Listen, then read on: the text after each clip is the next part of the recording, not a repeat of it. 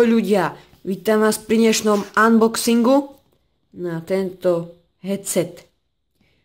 Čítal som o ňom recenzie, vraj je to celkom dobrý headset. Je to od firmy Trust. Je to headset GXT 330 XL Endurance. Objednal som si ho z internetu, takže no ešte je to kompatibilný s Xbox One, PlayStation 4, zaostri, a počítačom alebo laptopom. Na zadnej strane môžeme vidieť, že súčasťou balenia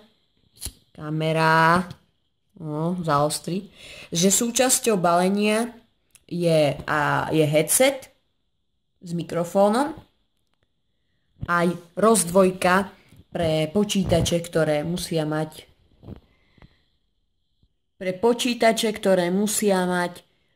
tieto tu dva konektory. Čiže potrebujú osobitne zvuk, čiže sluchátka, a osobitne mikrofón. Čiže je tu aj taká rozdvojka a tu máme ešte do PlayStation 4, ako tu máme zapojiť, a tam bolo pre Xbox One.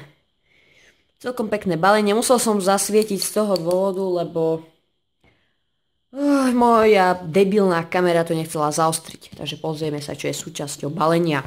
Takže si to otvoríme s mojím super nožíkom. Je to otvorené. Môžeme ísť unboxovať ďalej.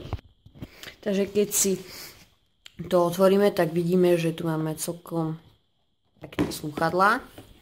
Vidím, že teraz si dal aj celkom záleža na tom, preto za takúto cenu nemohol nejaké šmejdy urobiť. Takže slúchatka si ďalej dáme stranou. Súčasťou balenia je ešte brožúrka a ďalšia brožúrka, ktorú sa mi nechce vyberať teraz, lebo je nepodstatná. A tu máme samotné slúchadlá. Máme tu takýto malý prístroj na reguláciu hlasitosti a zapnutie, vypnutie mikrofónu. To je tá rozdvojka a toto sú samotné slúchadlá. Tu sa takto vyťahuje mikrofón. Celkom v pohode. Ja som spokojný.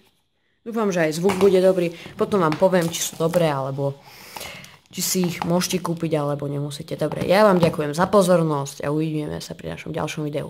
Čaute!